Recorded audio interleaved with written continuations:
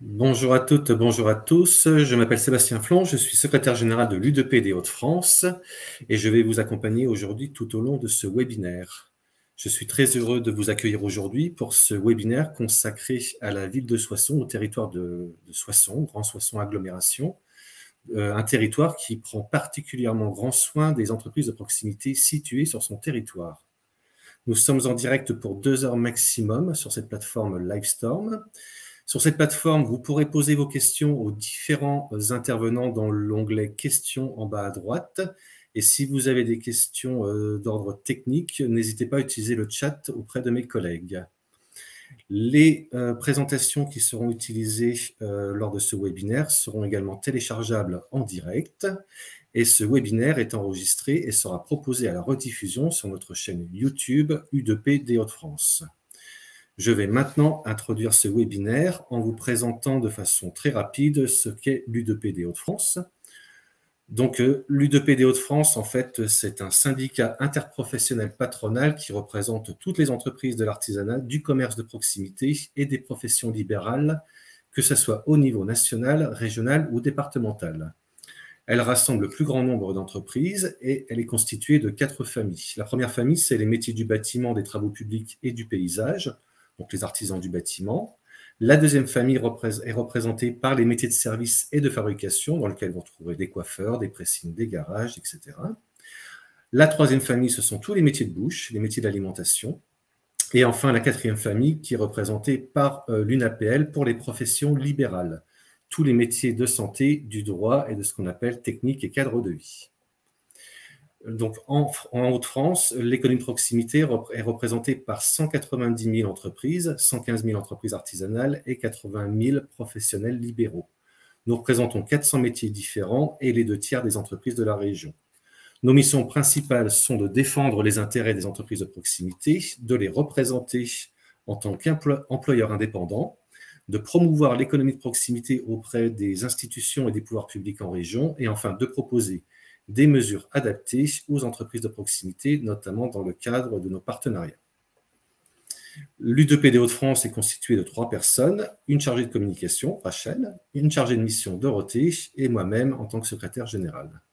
Nous sommes situés dans les locaux de la Chambre de métiers à Lille et nous sommes à votre disposition si vous avez besoin de nous contacter. Donc maintenant, je vais vous présenter donc nos 3 intervenants qui vont nous parler donc de Soissons, de Grand Soissons Agglomération et de toutes les actions que ce territoire mène en direction, de façon directe ou indirecte, auprès des entreprises de proximité. Donc notre première intervenante sera l'adjointe au maire en charge du commerce et de l'artisanat, Madame Sylvie Coupet, de la ville de Soissons, qui vous présentera le portrait de territoire et la feuille de cadrage de Soissons en matière de dynamisation commerciale. Ensuite, nous aurons l'intervention de M. Florent Thévenin, directeur général adjoint en charge du développement économique, de l'emploi et du commerce de Grand Soissons Agglomération, qui vous présentera les grands projets structurants du territoire. Et enfin, nous aurons l'honneur d'avoir Clotilde Casmiche, qui travaille au sein de l'Office du commerce et de l'artisanat mutualisé entre la ville et Grand Soissons Agglomération, et qui, elle, vous présentera toutes les actions précises mises en place dans le cadre de la redynamisation commerciale et artisanale du territoire de Soissons. Voilà, maintenant je passe du coup la parole à Madame Sylvie Coupet, Madame Coupet, qui va vous présenter donc le portrait de territoire de Soissons et la feuille de cadrage pour la dynamisation commerciale. C'est à vous, Madame Coupet. Est-ce que vous pouvez mettre votre micro, s'il vous plaît? On ne vous entend pas, Madame Coupet, il faudrait mettre votre micro. Ah, vous avez un problème de son.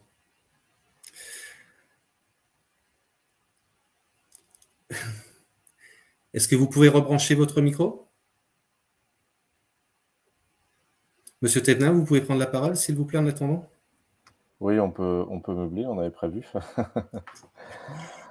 Donc, si vous voulez, je peux, comme vous souhaitez qu'on change et qu'on repasse sur ma présentation en attendant, en tout cas, si on peut le faire si vous souhaitez. Je pense qu'il n'y a pas de problème de synchronisation, on peut le faire, voilà.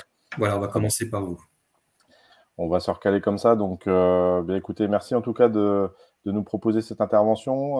Ce que je vous propose dans un premier temps, c'est de vous présenter Les grands projets structurants de l'agglomération du Grand Soissons, notamment tournés autour de l'attractivité globale du territoire, puisque l'enjeu, c'est clairement aujourd'hui de faciliter le développement du commerce, on va le voir avec tous les dispositifs et la stratégie mise en place sur le territoire, mais bien entendu, le commerce étant un maillon essentiel de la chaîne qui permet au territoire de vivre, donc un véritable poumon et au territoire de rayonner. Donc, d'un point de vue global et général, je pense que beaucoup de personnes connaissent Soissons de nom, mais ne savent pas forcément le situer sur une carte, et notamment ce qu'on va appeler la carte mentale. Ce premier slide permet simplement de situer le territoire, la ville de Soissons et le territoire de Grand Soissons Agglomération. Donc, nous situons géographiquement, on va dire, entre Reims et Compiègne, et à 1 heure de Paris, 45 minutes de Roissy, reliés par la RN2, et dans un triangle, on va dire, d'autoroute entre la 1, la 26 et la 4. Notre zone d'influence est clairement le Grand Paris aujourd'hui, et notre territoire, donc la ville, est composée de 29 000 habitants, l'agglomération d'un peu plus de 52 000, et nous sommes sur un bassin de vie qui fait aujourd'hui à peu près 107 000 habitants, le Soissonnais-Valois. L'intérêt en termes, je dirais, d'influence du territoire, c'est que cette proximité au Grand Paris offre énormément d'opportunités, à la fois sur la partie, je dirais, emploi, bassin d'emploi, on le verra tout à l'heure. Sur la partie économique, c'est à la fois la capacité de rayonner vers le Grand Paris, vers tout le nord de la France, et bien entendu de pouvoir toucher aussi, pour un certain nombre d'entreprises, les marchés du nord-ouest européen. Voilà, donc je ne vais pas plus loin sur cette carte qui présente le territoire. Je vais ensuite dérouler les grands axes de l'attractivité territoriale sur lesquels nous travaillons. Donc, depuis 2020, le territoire du Grand Soissons a mis en place une stratégie d'attractivité qui repose sur 3 piliers, l'attractivité économique, résidentielle et touristique, que nous souhaitons activer en même temps. Alors, pas forcément avec la même énergie, avec la même typologie de projet, mais en tout cas, l'idée étant, dans un premier temps, d'avoir une stratégie plutôt ascendante que descendante, c'est-à-dire s'appuyer sur les locaux, les acteurs locaux, qu'ils soient habitants, étudiants, entrepreneurs, parce que ce sont nos premiers ambassadeurs avec lesquels nous devons travailler, faire passer les messages en termes de diffusion et de gain de notoriété à l'extérieur.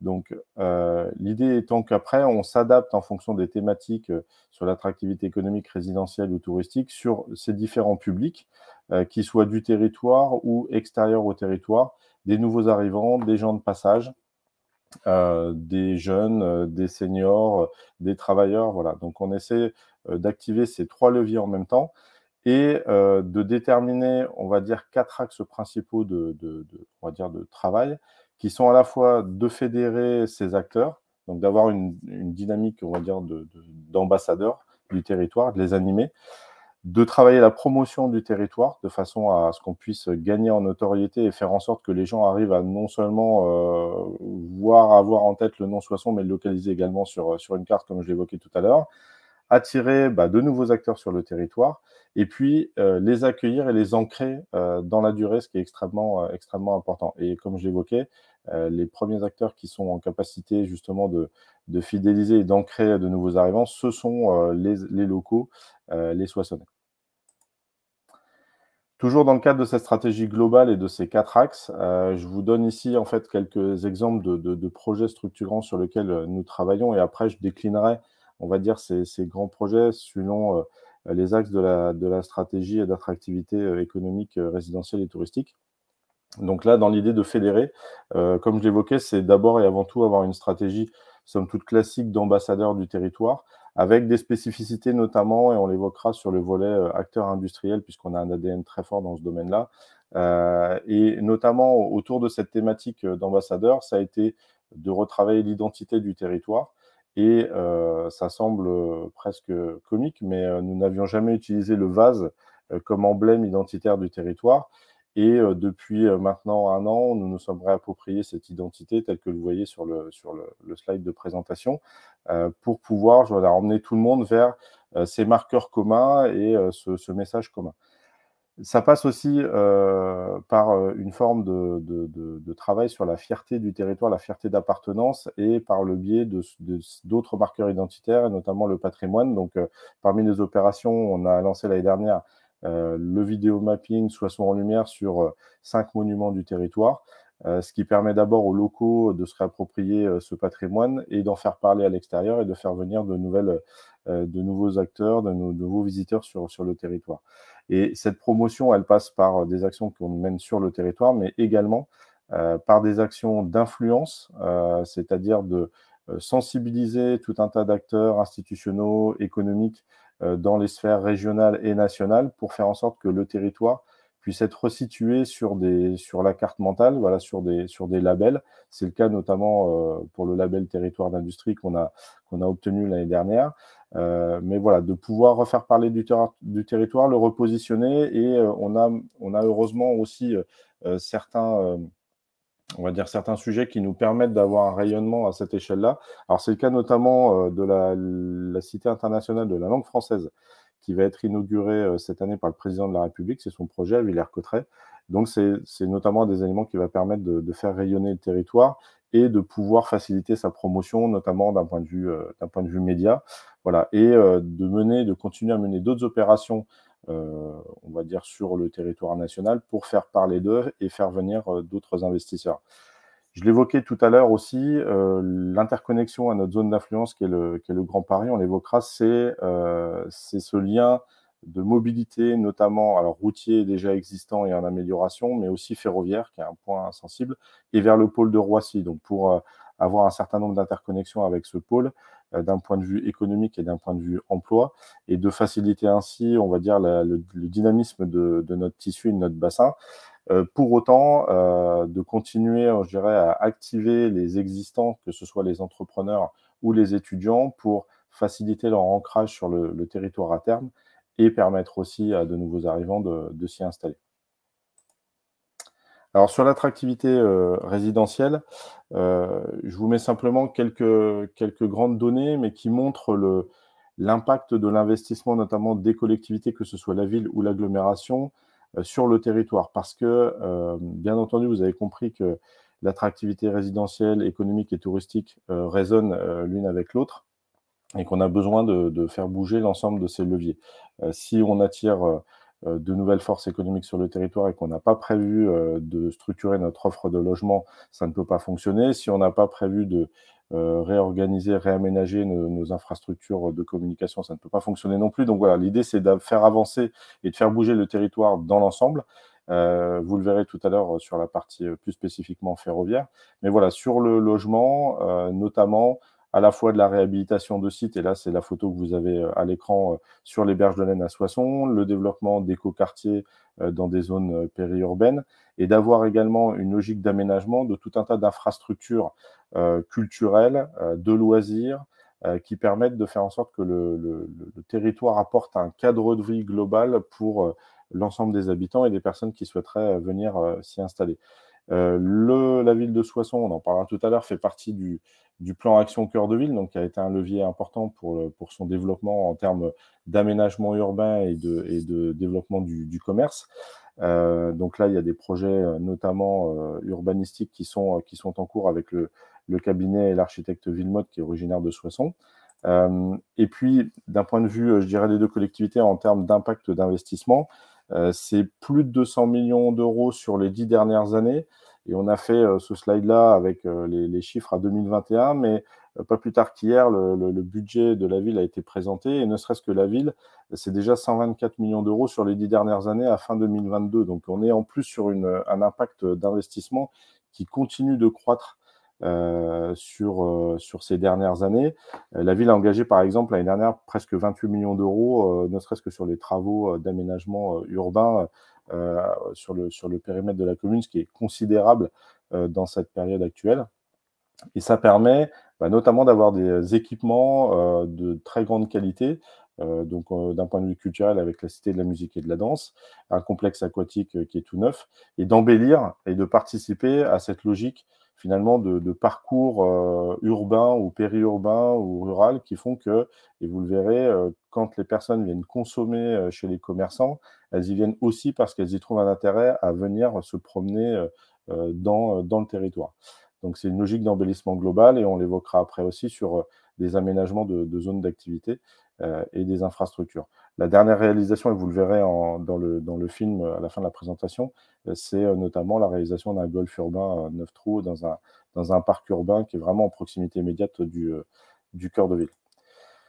Sur l'attractivité résidentielle, donc un élément clé que je précisais, c'est cette interconnexion avec le Grand Paris du point de vue ferroviaire.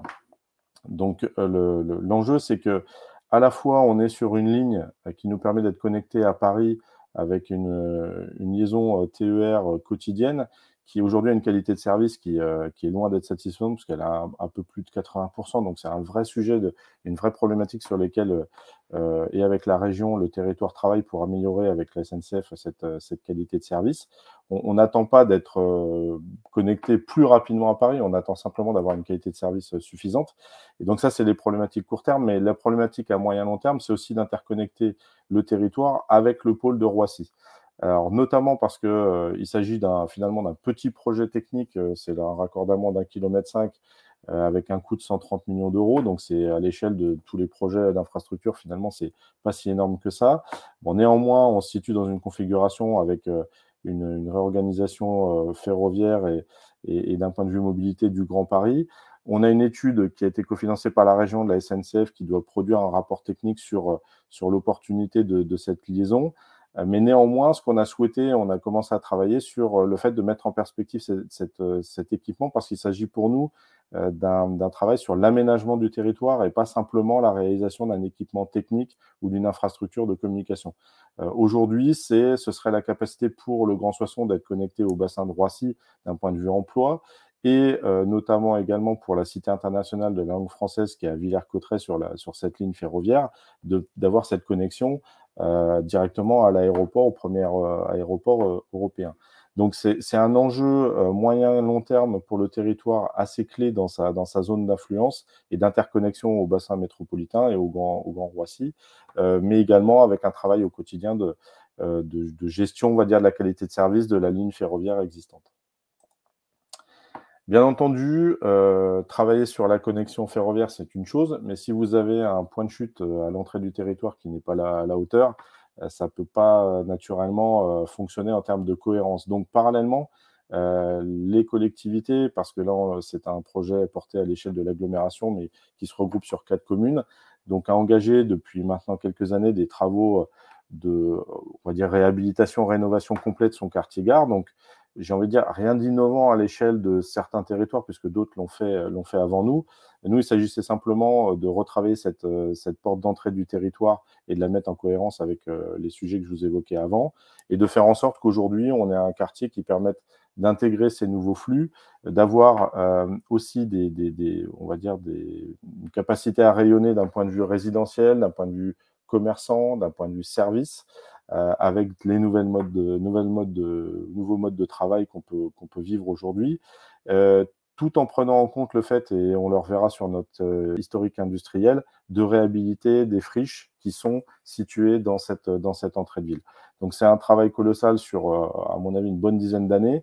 La partie multimodale, pôle d'échange multimodal, va se terminer à la fin de cette année, qui est un premier bloc très important. Et puis ensuite, on va avoir des quartiers, notamment de logements, qui vont se développer en périphérie du quartier-gare. Mais l'important, c'est qu'on puisse faire évoluer cette infrastructure d'accueil au même titre que la ligne ferroviaire, comme évoqué. D'un point de vue attractivité économique, donc pour redonner quelques données et permettre de comprendre pourquoi finalement cette stratégie est posée notamment autour de la réindustrialisation, c'est que le territoire était historiquement industriel. Donc on a perdu plus de 7000 emplois industriels dans les années entre 1980 et 2000. où on avait quelques fleurons, on va dire, de la chaudronnerie. Le tissu économique s'est recomposé avec beaucoup de TPE, PME, mais néanmoins, la valeur ajoutée apportée par le secteur industriel reste très importante. Elle est de plus de 30% sur le territoire, alors que le poids économique des acteurs, en termes de nombre d'entreprises ou d'effectifs, est à peine au plus de 10%. Donc, c'est pour bien montrer l'impact de ce secteur d'activité sur le territoire et le fait que les élus aient décidé depuis assez longtemps de faire en sorte que le territoire se repositionne pour y accueillir de nouvelles activités industrielles, puisque c'est selon nous ce qui crée le plus de richesse et de valeur ajoutée sur le territoire. L'idée étant pas de mettre tous nos œufs dans le même panier, donc d'avoir une diversification de secteurs d'activité, de ne pas avoir que de l'industrie, mais également du service notamment, ou de la logistique. Mais pour autant, c'est un axe clé. Et le fait que nous ayons pu bénéficier de labels nationaux tels que site industriel clé en main ou territoire d'industrie aujourd'hui, ça nous renforce dans cette stratégie et nous poursuivons l'aménagement du territoire aussi à vocation d'accueillir ce type d'activité, notamment en réhabilitant un maximum de nos friches industrielles ou militaires pour éviter de surconsommer du foncier, puisque je pense que tous les territoires sont aujourd'hui dans la même problématique. Un autre axe de développement qui nous paraît extrêmement important, alors qui repose à la fois sur un peu un ADN du territoire et des choses qu'on a développées, c'est l'innovation sociale. Donc autour des activités, l'économie sociale et solidaire, on a déjà pu développer un certain nombre d'activités à partir, on va dire, de la gestion de déchets du territoire et pour les transformer, les valoriser, tout en remettant, on va dire, un certain nombre de personnes dans un sas de retour à l'emploi progressif, puisque quand vous avez, on va dire, un territoire qui a souffert d'un point de vue économique et d'un point de vue emploi, les gens ont décroché de l'emploi et vous ne pouvez pas les remettre immédiatement dans une dynamique d'emploi. Il faut passer par des sas intermédiaires et l'innovation sociale, les structures d'insertion permettent ça. Aujourd'hui, l'idée, c'est simplement de faire en sorte qu'on puisse amener beaucoup d'innovation. Donc, on bénéficie de la première promotion de l'accélérateur REV3 sur notre territoire, donc le premier dans le versant sud des Hauts-de-France, et de faire en sorte qu'un certain nombre de projets puissent bénéficier de ce dispositif pour émerger et se développer, et faire en sorte qu'on puisse mettre un certain nombre de personnes éloignées de l'emploi dans ces dispositifs pour les aider après à revenir sur l'emploi plus classique, que ce soit dans des thématiques, on va dire, de valorisation des déchets, de remise en réemploi ou en commerce, ou de solutions de mobilité. Le pendant, bien entendu, du développement économique, de l'innovation sociale, c'est l'emploi en tant que tel. Donc, le territoire, c'est simplement organisé, structuré à l'échelle locale avec ses partenaires classiques, on va dire, au niveau national et régional, pour essayer de dynamiser, on va dire, cette thématique-là. La réalité, c'est que notre territoire du Grand Soissons a encore un taux de chômage avec une moyenne supérieure à la moyenne régionale ou nationale, ce qui apporte à la fois une vraie capacité à accueillir de nouvelles entreprises, puisqu'elles se disent que la main-d'œuvre est là. La problématique, c'est que sur une problématique de volume, il faut savoir et pouvoir le traiter d'un point de vue individuel presque, donc c'est de faire du sur-mesure.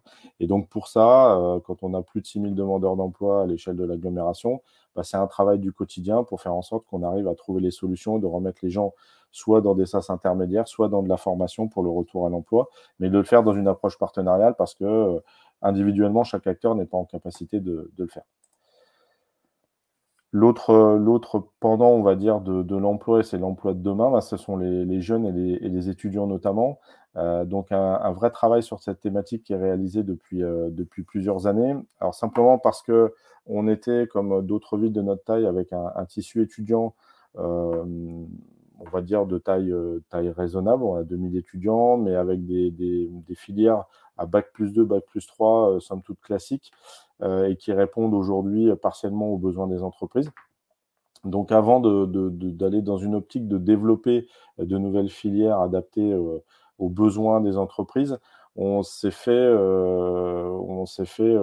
comme priorité de travailler la qualité de vie des étudiants, parce que le problème, c'est que eux-mêmes vont être des ambassadeurs du territoire, bons ou mauvais, mais surtout mauvais si jamais on fait en sorte que leur passage sur le territoire ne soit pas positif. Et donc, l'idée a été de travailler simultanément la partie logement, la partie alimentation, la partie soins, santé, et on a encore beaucoup de travail à faire dans ce domaine-là, pour faire en sorte de les accueillir et de les faire vivre correctement sur le territoire, notamment le lien avec les commerçants, parce que c'est une source de revenus potentiels pour les commerçants et il y a cette jonction à faire. Et puis, de continuer de travailler avec les enseignements existants sur leur développement, la relation entreprise, et d'apporter aussi d'autres solutions alternatives d'enseignement à la fois présentiel et distanciel. On a mis en place une Digital Academy qui correspond, on va dire, au concept des campus connectés et qui, déjà, en une année, est arrivé à une promotion de 20 étudiants. Et là, on est dans des parcours individuels d'étudiants qui vont pouvoir, même demain en apprentissage, rentrer dans un parcours de formation et d'intégration, on va dire, de l'emploi demain, avec une vraie montée en compétences et de façon à pouvoir les garder sur le territoire, puisque c'est des étudiants qui n'auraient pas pu, d'un point de vue financier, aller faire leurs études à l'extérieur. Et donc là, on leur offre une vraie solution d'adaptation de la formation au regard des besoins du territoire. Voilà, donc ça rejoint cette logique d'individualisation des parcours, même si on a une vraie problématique de volume sur la partie emploi-formation, mais qui correspond aujourd'hui à un besoin des entreprises qui est recomposé par essentiellement des TPE et PME. Et puis, plus globalement, le service développement économique a vraiment une logique d'accompagnement comme on peut le voir sur d'autres territoires et d'autres agglomérations. Simplement, il est particulièrement bien doté à l'échelle d'un territoire et d'une agglomération de 52 000 habitants pour faciliter, on va dire, le développement global des entreprises sur tout leur cycle de vie et de faire en sorte qu'on intègre bien le projet de vie, c'est-à-dire des dirigeants, des salariés dans le territoire, avec ce projet de développement économique. Et pour ce qui concerne justement cette intégration dans le cadre de vie, là, ça rejoint un peu plus directement à la fois l'attractivité résidentielle et l'attractivité touristique. On a en fait aujourd'hui un vrai travail de valorisation de ce qui existe, à la fois d'un point de vue patrimonial, d'un point de vue cadre de vie, verdure, on va avoir un mix entre forêt et la rivière, favoriser les mobilités douces, valoriser le tissu associatif. On a énormément d'associations sur le territoire et une vraie richesse d'animation culturelle qu'il faut simplement faire savoir et rendre accessible à la fois aux locaux et aux gens qui pourraient arriver. Et ça passe aussi, on l'évoquait, par une forme de réappropriation de toutes les richesses du territoire. Soissons, c'est le premier berceau de la France, historique. On a effectivement le territoire et la France qui s'est créé ici. Simplement, comment aujourd'hui faire en sorte que à la fois les Soissonnais et puis également les gens qui aient envie de venir comprennent, se réapproprient cette histoire du territoire à travers ses monuments, son patrimoine, la façon dont on le met en tourisme, dont on raconte le récit, puisque c'est un peu ça aujourd'hui, cet objectif de gain de notoriété, c'est de raconter une histoire sur le territoire, d'où il vient et où il va, et en s'appuyant aussi sur de nouveaux équipements. On évoquait la Cité internationale de la langue française à Villers-Cotterêts qui ouvrira en juin prochain. Voilà, s'appuyer sur de nouveaux équipements, non seulement pour faire rayonner le territoire, mais aussi et purement et simplement pour être sur des logiques de retombées économiques qui bénéficieraient au territoire et qui bénéficieraient bien entendu aux commerçants du territoire. Voilà, j'en ai fini avec ma présentation. Ce que je vous propose, c'est de lancer le film rétrospectif de l'année 2022 des projets du territoire.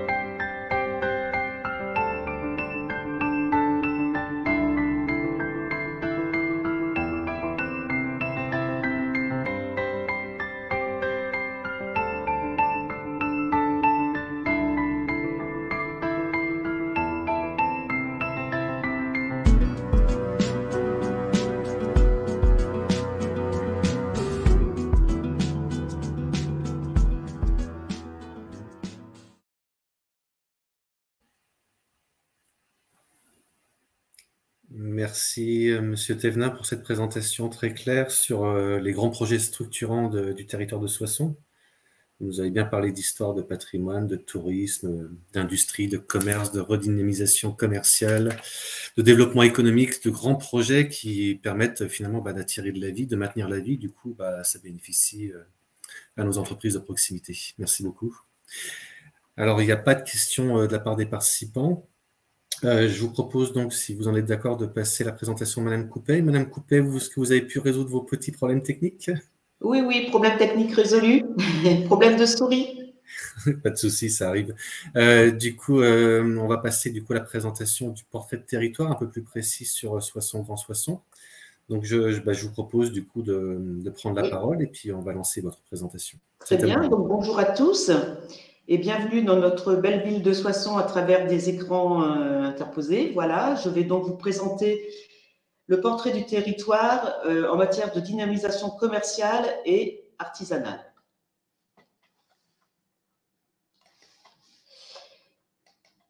Voilà, donc Soissons ville-centre, la cité du Vase, donc près de 29 000 habitants. Nous avons une population en hausse. Grand Soissons agglomération regroupe 27 communes et ça représente près de 53 000 habitants, un bassin d'emploi de 100 000 habitants. Une zone de chalandise qui s'est énormément élargie, puisqu'on arrive aujourd'hui à une zone de 73 000 ménages, soit à peu près 160-165 000 personnes. Donc, une chance, c'est d'être proche de Paris. On est proche de Paris, on est à 1 heure de Paris, 45 minutes de Roissy, donc c'est vrai que c'est un atout pour notre ville. Un territoire dynamique et animé, donc, comme je vous disais, à 1 heure de Paris. Soissons, c'est son histoire, que tout le monde connaît. On a tous appris à l'école l'histoire du Vase de Soissons et de Clovis, première capitale du royaume des Francs. Soissons, c'est une ville à la campagne. Soissons, c'est 72% d'espace naturel, 30 km de pistes cyclables avec une forêt, la forêt de Retz, qui est tout proche de Soissons. Une opportunité immobilière. Soissons, vous avez un prix moyen de 1 500 € au mètre carré. Soissons, c'est un territoire donc accessible avec une route, une RN2 à 4 voies pratiquement de Soissons à Paris. Il ne reste plus grand-chose à faire. On a une dynamique économique. Nous avons 3 233 entreprises, 914 commerces de Grand Soissons et 625 dans Soissons même. Soissons, c'est l'emploi. Beaucoup de travail est fait sur l'emploi. Nous avons 1 500 offres d'emploi. Le Canap, un espace de coworking et de télétravail. Donc Soissons, c'est aujourd'hui son golf, sa cité de la musique et de la danse, les bains du lac. Un territoire en plein renouveau, comme l'a dit notre monsieur Florent Thévenin, Soissons, c'est des travaux. Il y a vraiment eu un travail, et il y a toujours un travail de redynamisation des rues du cœur de ville, un ambitieux projet prévu pour le réaménagement de la place Fernand Marquini, qui est l'hypercentre de Soissons, un projet par Villemotte. Un territoire en plein renouveau. Donc ces travaux, c'est le quartier de la Gare, comme nous venons de le voir, c'est les Berges de l'Aisne, c'est la place Alsace-Lorraine, un quartier de Soissons qui était complètement délaissé et qui est entièrement refait. C'est le boulevard Victor Hugo et son quartier, le quartier Saint-Crépin. Un magnifique projet de cœur de ville par Jean-Marie Villemotte, la requalification de la place Fernand Marquini, qui est la place principale de la ville, que vous voyez en bas. Et la rue de la Bannière, c'est une rue principalement de commerce de bouche, surtout la restauration, et qui va être entièrement refaite également. Donc, beaucoup de travaux, comme vous pouvez le voir, à Soissons. Donc, le portrait du territoire, une dynamique démographique qui résiste, une population en légère hausse, avec un nombre de ménages qui augmente, ce qui provoque une dynamique de consommation positive sur le territoire de l'intercommunalité, un revenu fiscal inférieur à la moyenne régionale, donc forcément un pouvoir d'achat plus limité, une part importante de type commerce et services, des emplois salariés en baisse, des déplacements de domicile-travail accentuant les possibilités de consommation hors du territoire, une structure de la population légèrement plus âgée qu'en moyenne, donc des besoins spécifiques à prendre en compte. Donc Soissons, nous avons donc Soissons localisé, nous avons Laon, nous avons Compiègne. À Soissons, nous avons l'équipement de la maison, de l'alimentaire, l'équipement de la personne, des services, culture, loisirs. Nous sommes le deuxième pôle commercial de l'Aisne après Saint-Quentin et notre évasion commerciale part principalement sur Reims, Compiègne et Laon. Et vous verrez que, ceci dit, ça reste dans des pourcentages raisonnables. Donc, je vous le disais, une zone de chalandise de 73 000 ménages qui s'est fortement agrandie au fil des ans. Nous avons 42% du chiffre d'affaires du territoire de GSA réalisé avec une clientèle extérieure, soit 221 millions d'euros de chiffre d'affaires. Les commerces de type non alimentaire sont légèrement plus attractifs. Nous avons 50% de la clientèle des commerces d'équipement de la maison qui viennent en dehors de Grand Soissons agglomération. On peut le voir sur cette carte de notre zone de chalandise. Voilà, les gens viennent maintenant assez loin. Idem pour les commerces d'équipement de la maison ou les commerces de culture comme le loisir, par rapport à 29% pour les commerces alimentaires. Voilà l'analyse de l'offre commerciale. Donc déjà Soissons, c'est 914 établissements commerciaux sur Grand Soissons agglomération, dont les 2/3 sur la ville de Soissons, ce qui représente 625 commerces. Une forte représentation des commerces d'équipement de la personne. Donc ce qu'on peut voir en culture loisir, nous avons un pourcentage de 7% qui est équivalent aux Hauts-de-France. Équipement de la maison, 12%, un petit peu inférieur à la région. Équipement de la personne, 17%, largement supérieur à la région, qui est à 10%. L'alimentaire, ça se tient, 14-13. Et tout ce qui est restauration, 50-55, on peut dire que ça se tient également. Une forte densité en commerce de plus de 300 mètres carrés sur le territoire. 67 grandes et moyennes surfaces, 39 sur Soissons. Donc, une densité de 2050 mètres carrés de commerce, de plus de 300 mètres carrés pour 1000 habitants sur le territoire, quand la moyenne départementale est de 1000 mètres carrés pour 1000 habitants. 9 polarités commerciales principales, donc bien sûr le cœur de ville. Nous avons le Soissons cœur de ville qui représente 350 commerces, 80 millions de chiffre d'affaires. Nous avons 4 polarités commerciales d'agglomération, donc avec la zone de Cora qui est la plus importante, les portes de Soissons, la zone commerciale de l'Écusson-Chevreux et le parc des Moulins. Donc, on peut voir que la zone de l'Archer représente 26 000 mètres carrés, 50 commerces et 140 millions de chiffre d'affaires. Les portes de Soissons, 40 millions de chiffre d'affaires, 33 commerces, 14 000 mètres carrés. La zone commerciale de l'Écusson-Chevreux, 10 commerces, 37 millions d'euros avec 11 500 mètres carrés. Et le parc des Moulins, 15 commerces, 9 000 mètres carrés. Et je ne vois pas le montant qui… Voilà. Voilà. Et ensuite, c'est un petit peu les zones commerciales de proximité. Donc, la zone commerciale Mersin-Évaux, c'est principalement le Carrefour Market, la zone commerciale de Billy-sur-Aisne-Villeneuve et la zone intermarché de Belleux. Alors ensuite, le centre-ville de Soissons, une offre assez variée, diversifiée, très équilibrée, 350 cellules, 80 millions d'euros de chiffre d'affaires, principalement concentrées sur 4 rues.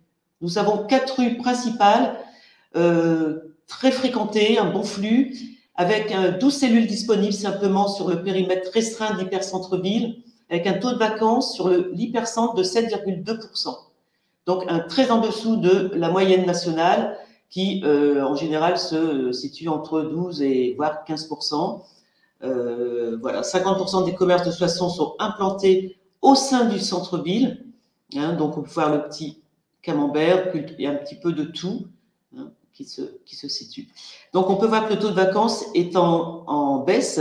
Depuis 2020, on a vraiment une baisse qui n'est pas négligeable.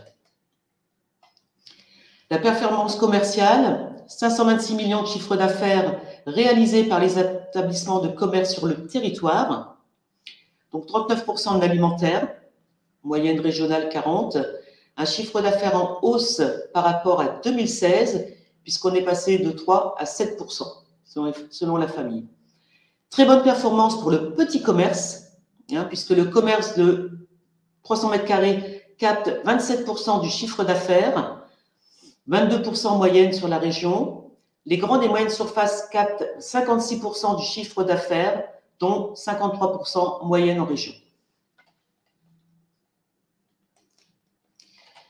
Alors, l'analyse des destinations d'achat, 80% des achats restent sur le territoire, donc ce qui nous donne un taux d'évasion de 20%. 20%, nous avons 1% qui part sur Reims, 1% sur Compiègne, 4% sur Villers-Cotterêts. Ça, on peut l'expliquer, puisqu'il y a sur Villers-Cotterêts l'entreprise Volkswagen, VW. Beaucoup de Soissonnais travaillent à Villers-Cotterêts chez Volkswagen. Donc, on peut imaginer qu'avant de rentrer chez eux le soir, ils passent faire leurs courses à Villers-Cotterêts, ce qui représente un taux d'évasion à Villers-Cotterêts de 4% et une évasion par Internet de 7%. Alors, on va lancer, je pense, la diapositive. Alors, c'est la diapositive. Vous souhaitez qu'on lance la vidéo, Madame Coupet? Pardon? Vous souhaitez qu'on lance la vidéo? On lance la vidéo. D'accord.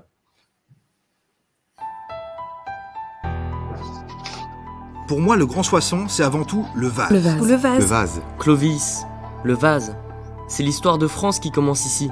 Du théâtre antique jusqu'à la Cité de la musique, Soissons, c'est plus de 2000 ans d'histoire. Aux quatre coins du territoire, on a des trésors d'architecture. Le donjon de Sémont, Le château de Berzy. Et on a même un dolmen.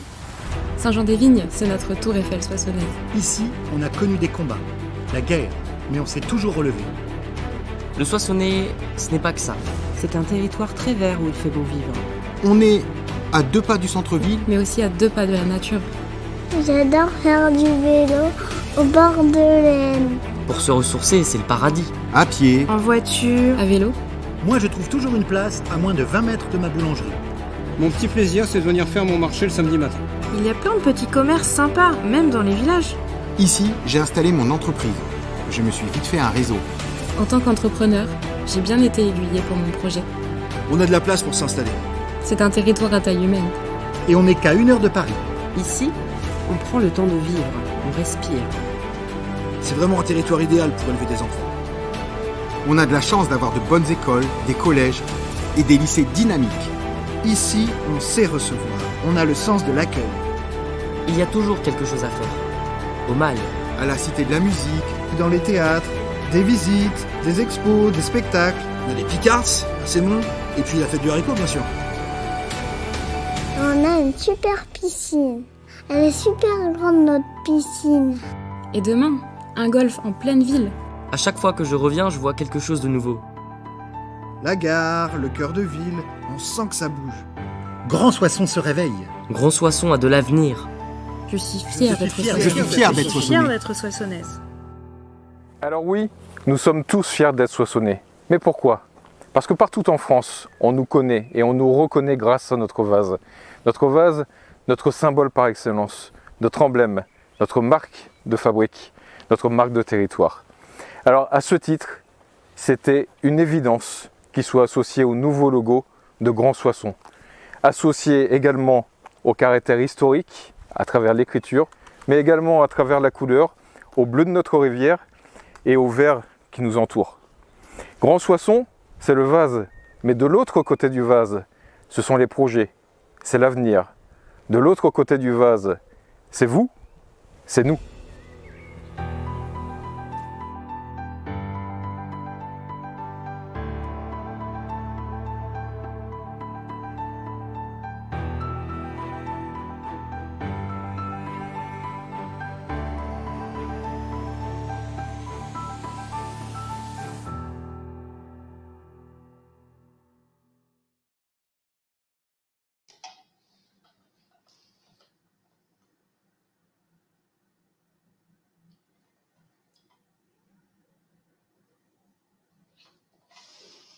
Voilà, donc on va reprendre la présentation.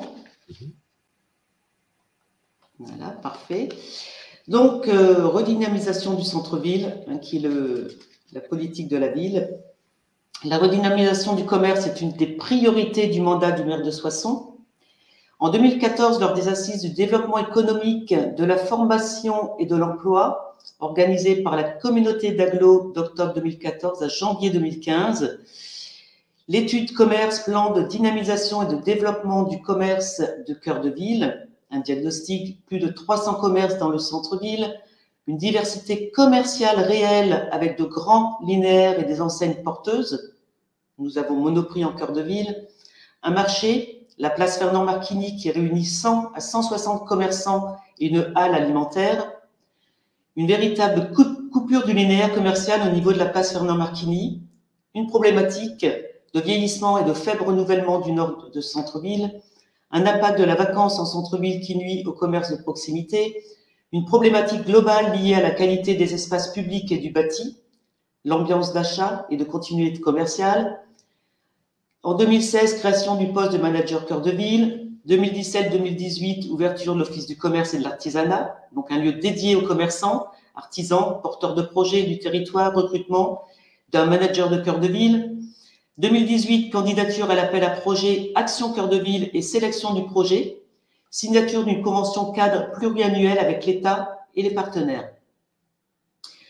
Soissons, Cœur de Ville, commerce, des enjeux identifiés, la place Fernand Marquigny, vocation centrale de la place Fernand Marquigny, capitaliser des atouts urbains, historiques et patrimoniaux de la ville, promotion de l'attractivité générale de l'agglomération, espace de vie à 1 heure de Paris, fédérer les commerçants, puisqu'à Soissons, nous avons les Vitrines de Clovis, qui est une association de commerçants que la ville subventionne à hauteur de 25 000 € par an. Stratégie de maintien de la diversité commerciale et des locomotives. Le plan commerce, pourquoi un plan commerce? Tout simplement donner aux commerçants, aux habitants, une lisibilité globale sur son action en faveur du commerce et de l'artisanat de la ville. Un plan qui repose sur 5 fondamentaux.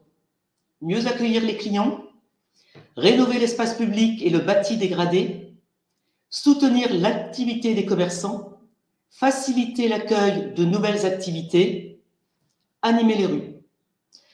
Depuis 2018, Ville et Agglo ont versé 2 427 000 € d'aide directe au commerce de proximité.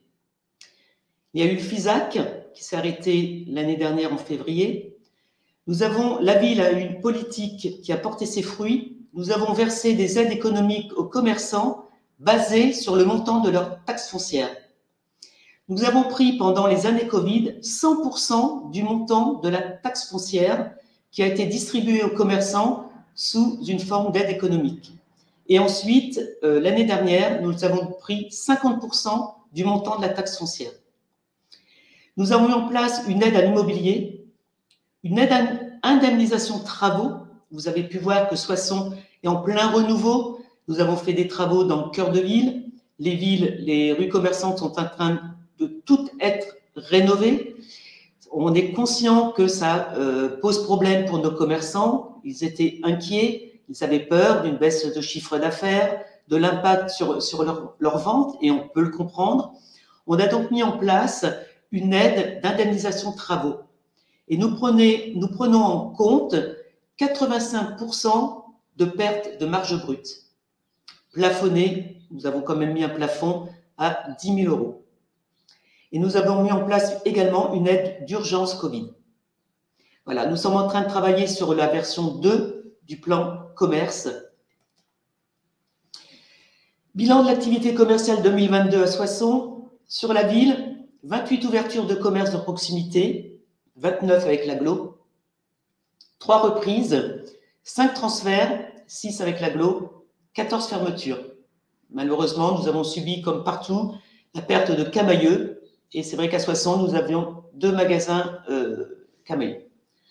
Un taux de vacances à fin 2022 en hypercentre, 9% par rapport à 6,5% en 2021.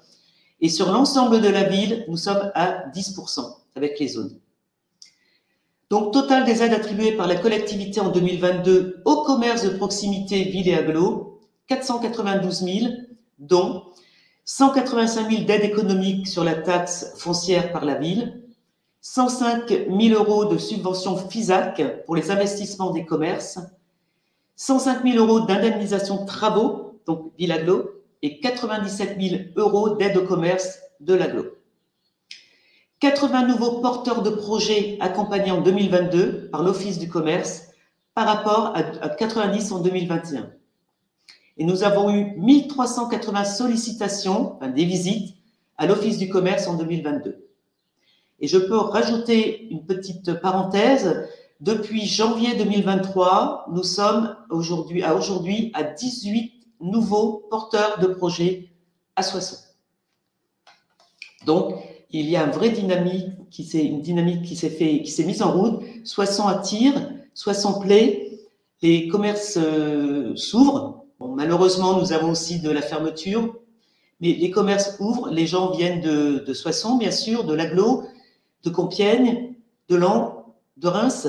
Donc, voilà, Soissons a vraiment un bel atout à jouer pour nos commerçants. Voilà. C'est bon pour vous, Madame Coupet? Oui. Il y a une petite question d'Alice qui dit: est-ce que dans le cadre de ce plan de développement du territoire, est-ce que le stationnement en centre-ville sera amélioré? Le stationnement en cœur de ville, je pense que c'est l'éternel problème dans toutes les villes.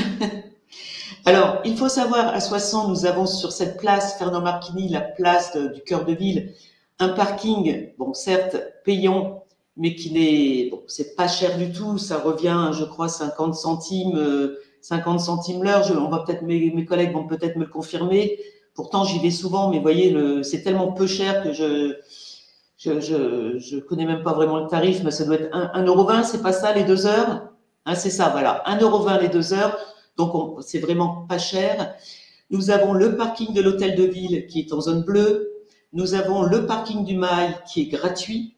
Nous avons le parking de l'Évêché qui est gratuit. Nous avons le parking de la cathédrale, la place Mantoue, qui est payant mais au même tarif. Nous avons mis en place beaucoup de zones bleues. Donc, c'est vrai que le stationnement à Soissons n'est pas un problème du tout. On peut se garer à Soissons. Moi-même, lorsque je viens faire mes courses, et je le dis en toute sincérité, je n'ai jamais de problème pour me garer, voire même du stationnement gratuit.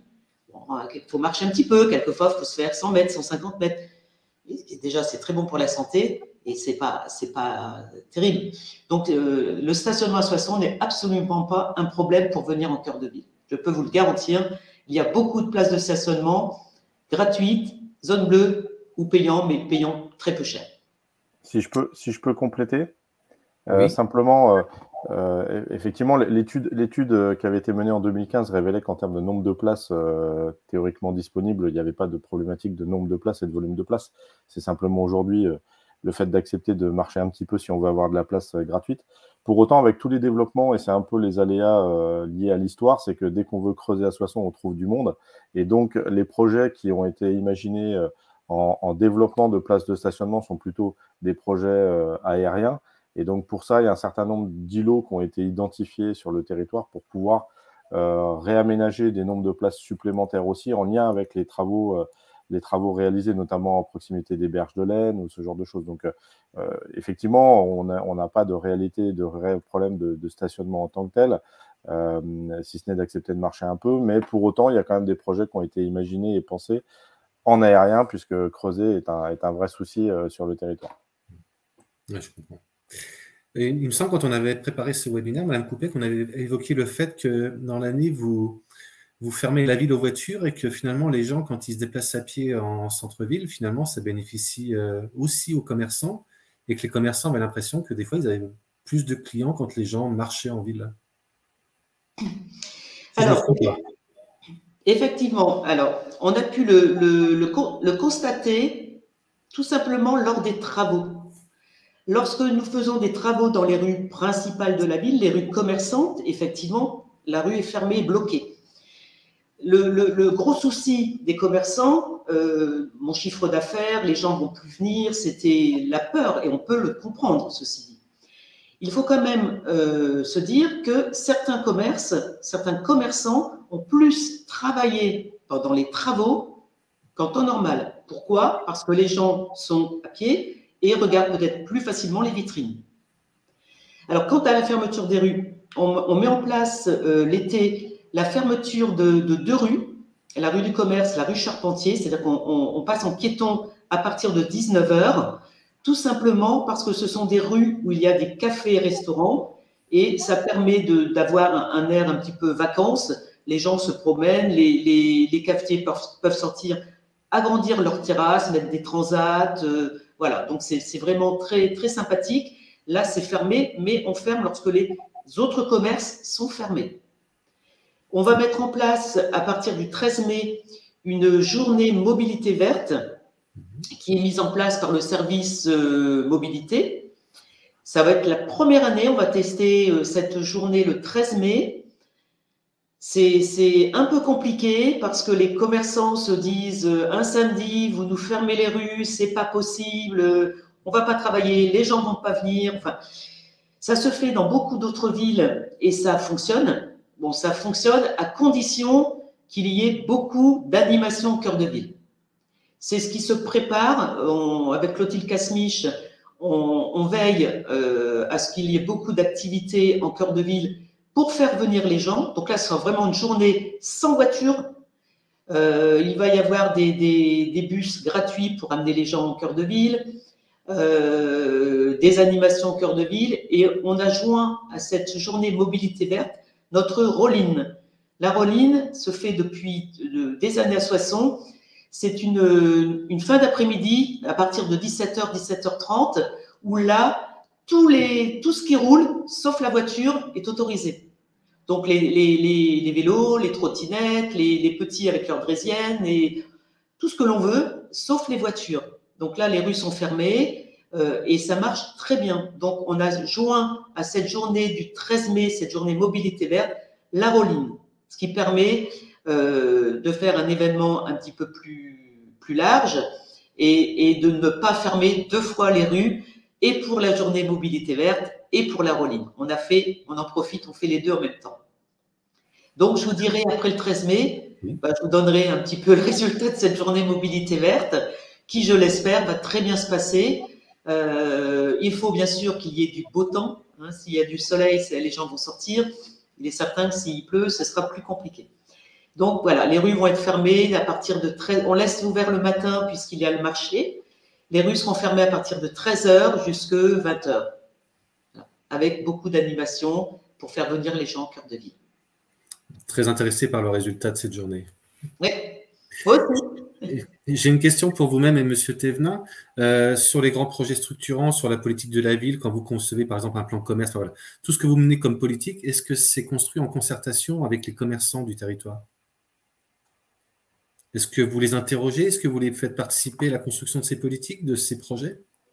Alors, si je peux prendre la parole sur le sujet, en fait, toute la stratégie de développement économique qui inclut notamment le tourisme qui s'est faite en 2014-2015, c'est faite d'un point de vue partenarial. Donc, effectivement, sur les sujets relatifs au commerce avec les commerçants, avec leurs représentants, donc associations, représentants des employeurs aussi. Donc, et cette dynamique partenariale, on la poursuit tout au fil de l'avancée de nos projets, parce que, comme on l'évoquait, c'est impossible d'avoir une approche descendante sur un territoire tel que le nôtre, déjà parce qu'on a un territoire à taille humaine et que c'est inconcevable au regard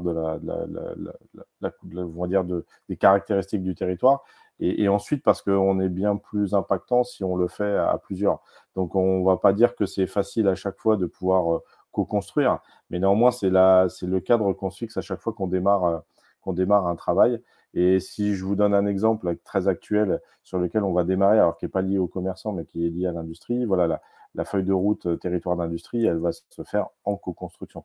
Et les projets, notamment liés au commerce de demain, l'idée, c'est d'y associer les commerçants et leurs représentants aussi pour pouvoir avancer ensemble. Très bien. Madame Coupet, vous voulez compléter? Non. Peut-être que Clotilde Casmich pourrait vous en dire plus sur le plan commerce. Mais sinon, non, Il y a d'autres à dire. Oui, bah, le plan commerce, je rentrerai, je pense, en détail voilà, dans la présentation qui va venir. Mais c'est vrai qu'à chaque fois, et de toute façon, pour que ça fonctionne, on essaye qu'il y ait concertation alors, avec l'ensemble des commerçants, ou si ce n'est pas l'ensemble, c'est de concerter au minimum l'association de commerçants, puisqu'on a la chance d'avoir une association sur le territoire. Très bien, merci. Du coup, je vais vous passer la parole, Clotilde. Donc, j'ai vu sur une diapositive de Monsieur Thévenin que vous étiez une figure locale historique à côté de Clovis. C'est ça. Oui, on m'a recruté que pour mon prénom, hein, voilà. Voilà.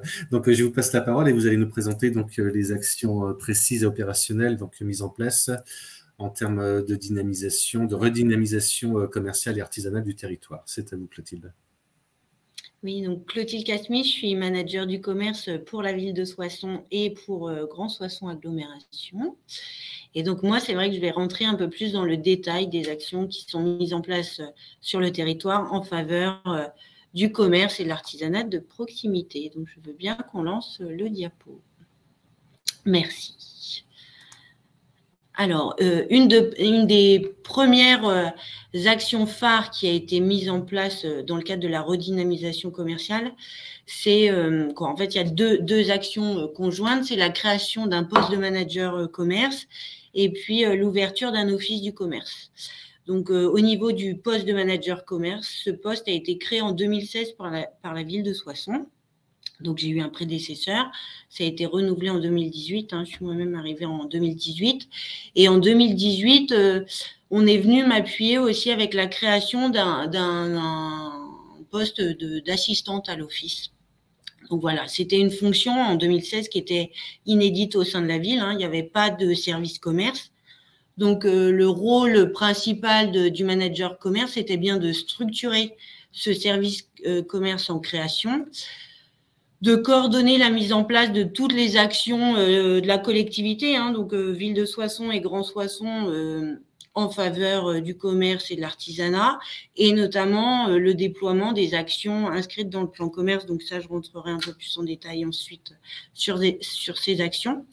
Et surtout, le rôle du manager commerce, c'est bien d'être l'interlocuteur au quotidien, parce que c'est vraiment ce qui fait notre travail au quotidien, entre les commerçants, les porteurs de projets et tous les services de la collectivité et les partenaires, donc consulaires, BGE, tous les gens qui viennent se greffer. En fait, c'est vraiment être l'interlocuteur principal pour tout ce qui touche au commerce.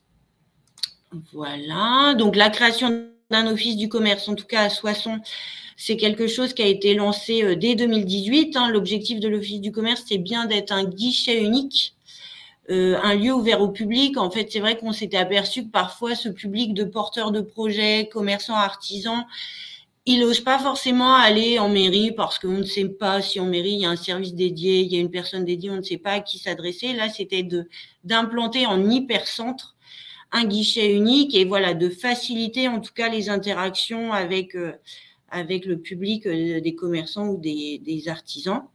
Donc, comme je l'ai dit, l'idée a été lancée en 2017. L'Office du commerce est rentré véritablement dans sa phase opérationnelle dès début 2018. C'était quelque chose qui avait été inscrit dans les objectifs dans le cadre de l'étude commerce qui a été lancée par Grand Soissons Agglomération en 2015. Donc, ça faisait partie, en tout cas, des priorités d'ouvrir un office du commerce.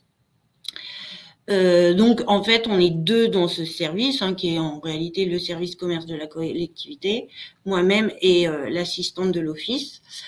C'est un service qui, au départ, était porté par la ville de Soissons et aujourd'hui, depuis l'année dernière, qui est mutualisé, en fait, à tout le territoire de l'agglomération. Ça répond véritablement à une vraie demande parce que, en fait, dès le début, dès l'ouverture, j'ai pas mis les chiffres de 2018 parce qu'on n'était pas sur une année complète, mais dès le début, il y a une vraie demande et une vraie sollicitation de ce service-là. On était à 950 visites, sollicitations en 2019 et on monte en puissance parce que d'année en année, on voit que les sollicitations, les demandes croissent. Et pour vous donner un chiffre, en 2022, on a répondu à 1400 visites, sollicitations. Donc, notre public, c'est essentiellement les commerçants, les artisans en place, les porteurs de projets, et puis un petit peu à la marge, on est un lieu ouvert au public. Donc, forcément, on a aussi un public, alors qui est beaucoup moins important, mais de riverains qui viennent aussi s'informer sur les projets de la collectivité, les travaux, ce qui va se passer demain, des demandes d'information générale. Sylvie Coupé l'a dit, mais je le rappelle, en moyenne, annuellement, on accompagne 80-90 nouveaux porteurs de projets qui viennent nous voir pour voilà, un projet d'ouverture de commerce. Donc, bien sûr, tous ne vont pas au terme, mais en gros, par an, on peut estimer qu'il y en a un tiers qui concrétisent leur projet. Voilà. Là, j'ai remis brièvement les grandes missions de l'Office du commerce. Donc, bien sûr, la mission principale, c'est l'accompagnement des commerçants. Alors, dans toutes les problématiques qu'ils peuvent rencontrer, donc bon, c'est essentiellement les démarches administratives. Je dois faire des travaux. Qu'est-ce que je dois faire comme demande? Qu'est-ce qui est accepté ou pas par l'ABF? Voilà. Je dois ouvrir un commerce. Quelle autorisation j'ai à demander? Parfois, leur recherche de locaux dans le cadre de transfert. Et puis l'information générale sur ce qui se passe sur la ville, sur les projets, sur la réglementation, les mises aux normes, voilà. Ou alors les relations, la mise en relation dans le cadre de transmission, de projets de transmission d'entreprise. Donc ça, c'est pour les commerçants en place. On a aussi le volet accueil et accompagnement des porteurs de projets. Alors eux, principalement, ils viennent nous voir au départ pour de la recherche de locaux. Je reviendrai peut-être un peu plus là-dessus, mais on tient un observatoire des locaux commerciaux. Donc voilà, on peut les aiguiller assez facilement sur les locaux disponibles et les conditions de location ou de vente de ces locaux-là. Donc recherche de locaux, recherche d'informations et toute leur démarche. Donc voilà, vraiment, on monte avec eux soit les dossiers de subvention, soit les dossiers d'autorisation, les demandes de travaux. En gros, on les tient quand même voilà, par la main, on les chouchoute au maximum, on va dire. Les autres missions aussi, bah, évidemment, c'est la mise en œuvre du plan commerce et donc des actions un peu plus détaillées qu'on va voir ensuite. La gestion du lieu, la promotion de façon générale du territoire et notamment vis-à-vis des enseignes et des investisseurs. La gestion de l'occupation du domaine public, c'est-à-dire que c'est vrai qu'on fait un vrai suivi là-dessus. L'occupation du domaine public commercial, donc tout ce qui est terrasse, voilà, utilisation par les commerçants. À Soissons, on a une charte que je vous présenterai après. On a une charte des terrasses et des devantures commerciales. On a mis en place et on organise en fait des marchés gourmands de façon mensuelle. Alors, sur les belles périodes entre mai et septembre, on organise un marché gourmand par mois. Donc, c'est un marché nocturne de 18h à 22h. Qui regroupe essentiellement des producteurs locaux, tout ce qui est alimentaire, boissons, et puis auquel on greffe une animation musicale en cœur de ville. Qu'est-ce qu'on fait encore? On suit tout ce qui est vente de murs commerciaux, fonds artisanaux, voilà, tout ce qui est vente de droits au bail. Donc ça, dès lors qu'il se passe quelque chose sur un commerce, il y a un suivi automatique par l'Office du commerce. On suit bien sûr l'association de commerçants, parce que Sylvie Coupé l'a dit, sur le territoire, on a une association de commerçants qui s'appelle les Vitrines de Clovis. Donc là, on est en relation directe avec eux. Voilà, on les suit un petit peu au quotidien. On gère une boutique éphémère. Là aussi, je détaillerai un petit peu après. Et puis, de façon générale, de toute façon, on fait la promotion du tissu commerçant et artisan du territoire. Et puis après, voilà, comme tout service de mairie, il y a aussi des tâches vraiment purement administratives. Donc, on gère les licences de vente d'alcool, les ventes au déballage, les ventes en liquidation. Voilà, ça, c'est la partie un peu plus administrative. Et puis, on essaye d'animer le cœur de ville. Donc, on met en place des concours de vitrines à destination des commerces. On piétonise, voilà, on a fait des essais et on piétonise sur l'été, le week-end, certaines rues commerçantes et qui sont plutôt dédiées à des activités de restauration ou de café. On met en place de la décoration éphémère de rue, voilà. Et on essaye d'impliquer aussi au maximum les commerçants dans les animations de la ville. Donc, on a parlé, par exemple, de la fête du haricot, entre autres. Mais voilà, on essaye de créer un engouement aussi du tissu commerçant vis-à-vis des animations qui sont portées par la collectivité. Alors, ce que je vous propose, c'est peut-être de détailler un petit peu les aides qui sont mises en place sur le territoire, mais en suivant aussi les axes du plan commerce. Donc, le premier axe du plan commerce, l'objectif, c'était de mieux accueillir le client. Donc, voilà, là, tout de suite, on parle de stationnement. D'ailleurs, c'était une des questions. Juste pour replacer les choses, effectivement, l'étude de commerce, donc il y avait une étude de commerce en 2015 sur le territoire. Et celle-ci avait défini qu'en fait, on avait en moyenne à Soissons 7 places de stationnement par commerce. Donc, voilà, le stationnement, en réalité, en volume, c'est pas forcément une problématique, sauf que c'est vrai que ce stationnement-là, il doit être partagé entre voilà, les salariés qui viennent travailler en centre-ville, les riverains, les commerçants, les clients, voilà. Et donc, le travail de la collectivité, c'est aussi d'harmoniser tout ça. Donc, ce qui est fait… Alors, il faut dire aussi que Grand Soissons et la ville de Soissons, c'est un territoire où le véhicule individuel, la voiture, reste quand même le principal moyen de locomotion. Donc, l'idée, c'est pas de chasser la voiture, mais voilà, peut-être de lui réduire. Elle avait une place omniprésente, peut-être voilà, de réduire un petit peu sa place et de laisser aussi place à d'autres modes de mobilité, on va dire. Donc, ce qui a été réalisé, c'est la remise en place du premier quart d'heure gratuit sur les places de stationnement payantes. Alors, en cœur de ville, principalement, l'idée, c'est aussi de mixer les différents types de stationnement. Alors, bien sûr, on est sur du stationnement payant sur les places principales situées en hypercentre. Et puis après, on développe aussi des zones bleues et du stationnement gratuit sur les autres axes du centre-ville. Et voilà, on a des poches vraiment de stationnement, par exemple en zone bleue. La place de l'hôtel de ville qui est en hypercentre, elle est uniquement en zone bleue. Donc voilà, l'idée, c'est vraiment de mixer les différents types de stationnement pour que voilà, chacun y trouve part.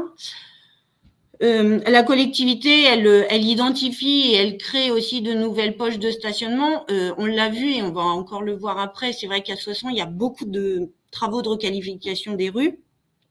À chaque fois, l'objectif lors de la réalisation de ces travaux, c'est de replacer à peu près à l'identique le même volume de places de stationnement. Donc voilà. Alors peut-être sur du stationnement différent, aérien comme l'a dit Florent, mais en tout cas, voilà, l'idée, c'est d'essayer de retrouver à équivalence le même volume. Donc, on ne supprime pas de place de stationnement. La collectivité a mis en place un système de stationnement à distance. Donc, ça, c'est porté par une application qui s'appelle Flowbird. Et puis, on a aussi un outil de gestion prédictive du stationnement, c'est-à-dire que on a des capteurs en cœur de ville qui sont capables d'identifier le nombre de places de stationnement et si elles sont libres ou pas. Et ces informations-là sont relayées sur des panneaux d'information, souvent en entrée de ville ou en entrée d'hypercentre, voilà, qui nous indiquent qu'il y a tant de places disponibles sur la place Fernand Marquigny, tant de places disponibles sur la place de l'hôtel de ville. Voilà. Donc, on a ces informations-là qui sont données au public. Au niveau du stationnement de proximité, notamment à hauteur des commerces, en fait, on installe des arrêts minutes à proximité des commerces, alors qu'on va appeler d'hyper-proximité, boulangerie, boucherie, pharmacie. En général, au pied de ces commerces-là, il y a voilà, des poches de deux bornes, 2 arrêts minutes. Et puis, lorsque les rues sont refaites, c'est vrai qu'on a un système de bornes de stationnement polyvalentes, c'est-à-dire que c'est des bornes qui, la nuit, font office de bornes de recharge électrique. Le matin, jusqu'à 10 heures, font office de place de livraison, donc pour les commerçants. Et puis après 10 heures et en journée, ça fait office d'arrêt minute. Donc, après des arrêts minutes de 15, 20 ou 30 minutes selon la localisation et selon aussi la typologie des commerces qui se trouvent au pied. À Soissons, on a beaucoup je pense qu'on est une des villes de l'Aisne, si ce n'est celle qui en a le plus. Mais en tout cas, on a beaucoup de bornes de stationnement de recharge électrique. Et puis, dans le cadre aussi de mieux accueillir les clients, forcément, il y a eu un renforcement de la sécurité. Donc, il y a la vidéoprotection qui est déployée de façon générale sur la ville et donc sur le cœur de ville. Et puis, on a une brigade policière aussi qui monte toujours en volume, on va dire, qui est toujours de plus en plus importante. Voilà. Pour mieux accueillir le client, il a été mis en place, alors je pense que ça fait 2 ans, le Cyclovis, qui est un service de location de véhicules électriques. Donc, on a 15 stations sur le territoire. Et donc, il y a 75 vélos électriques qui sont répartis sur l'ensemble du secteur. Il y a une véritable politique d'extension du réseau des pistes cyclables. Il faut dire qu'il n'y en avait pas beaucoup. Et donc, voilà, là, il y a un vrai travail de déploiement du réseau cyclable et on aménage des parkings à vélos sécurisés. Pour un meilleur partage de l'espace public, on va dire, les zones du cœur de ville en travaux passent à 30 et de façon générale, il y a un projet pour que toute la ville passe en zone 30. Voilà. Et puis, comme l'a dit Florent, voilà, il y a ponctuellement des créations de parkings. Donc là, j'ai pris l'exemple, par exemple, du parking aérien qui se construit à la gare. Donc là, c'est 430 places de parking qu'on vient ajouter sur le secteur. Il y a du déploiement de Wi-Fi gratuit dans tous les lieux publics. Et puis, il y a un vrai travail, c'était moins l'objet du webinaire, mais c'est vrai qu'il y a un vrai travail de revégétalisation des rues du centre-ville. Voilà. Voilà sur en tout cas, la grosse partie stationnement. Je passe au deuxième axe du plan en commerce, qui était la rénovation des espaces publics et du bâti dégradé. Là, c'est vrai, tous les autres intervenants l'ont dit, mais Soissons, voilà, est en plein renouveau et donc il y a eu et il y a toujours et il y aura encore dans les années à venir de grands travaux de requalification des rues.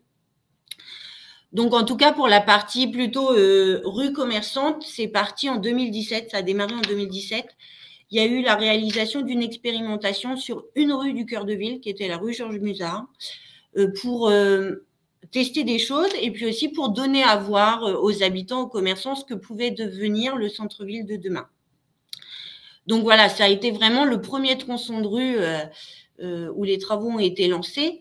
Donc de façon générale, sur ces travaux de centre-ville, on élargit les trottoirs. Hein. J'ai dit, la voiture a toujours sa place, mais c'est vrai qu'elle a peut-être une place un peu moins importante. Donc on réduit la voirie dédiée à la voiture, là où elle passait parfois sur 2 voies, elle ne passe plus qu'à 1 voie, ce qui permet d'élargir les trottoirs et de laisser aussi plus de place à la déambulation, aux piétons et finalement au commerce aussi, puisqu'on a un recul plus important, donc c'est vrai qu'on met davantage en valeur les façades commerciales, les vitrines, voilà. Donc, dans un sens, ça bénéficie aussi fortement au tissu commerçant. Donc, on élargit les trottoirs. Les places de stationnement sont au même niveau que le trottoir et la chaussée.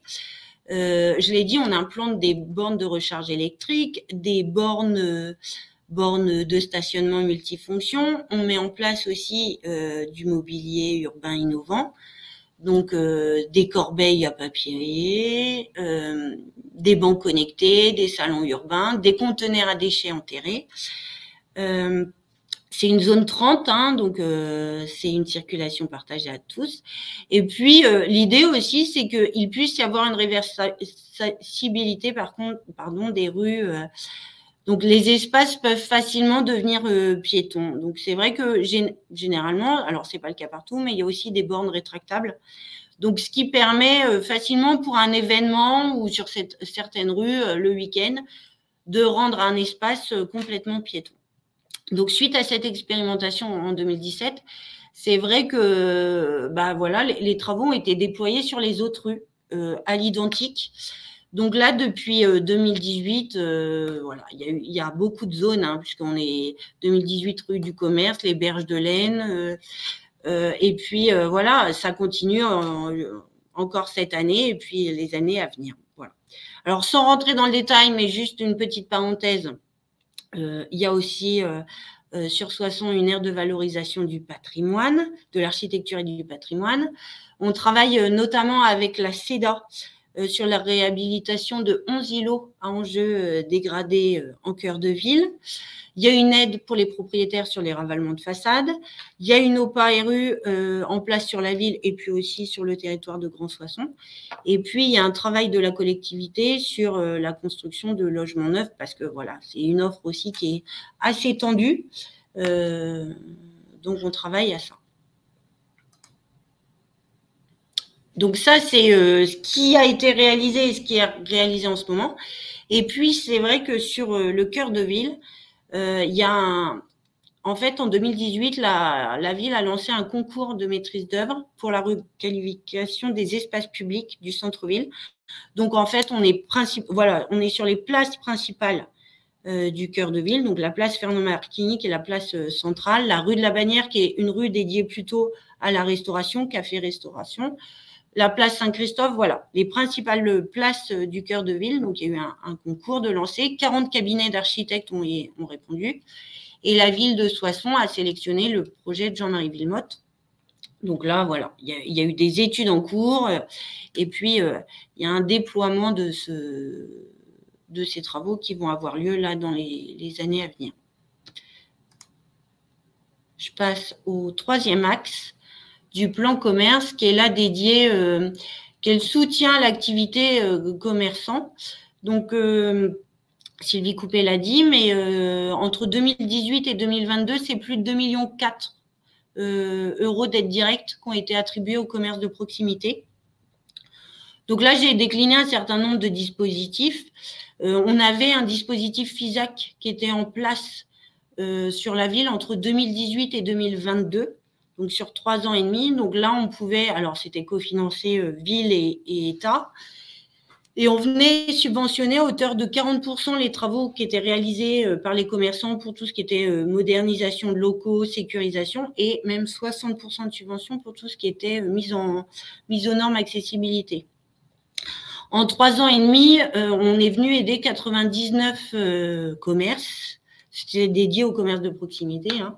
Sur l'ensemble, le périmètre, c'était l'ensemble de la ville. Donc, 99 commerces ont été aidés. C'est plus de 636 000 € de subventions qui ont été attribuées.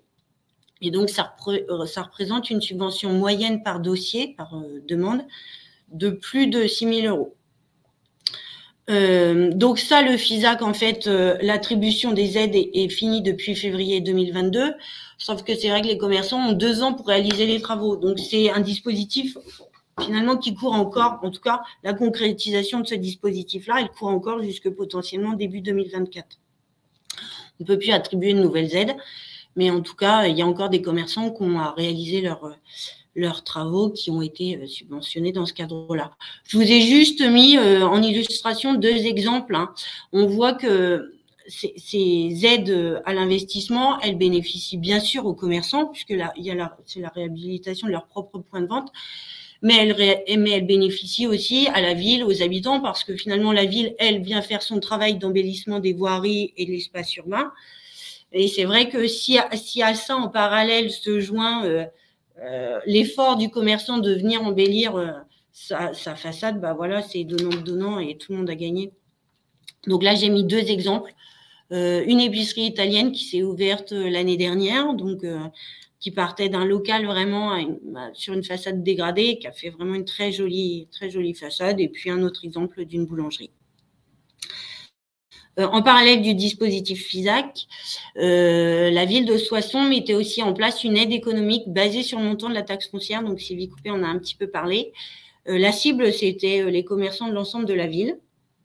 Ce dispositif-là, il a été en place entre 2018 et 2022. C'est un dispositif annuel.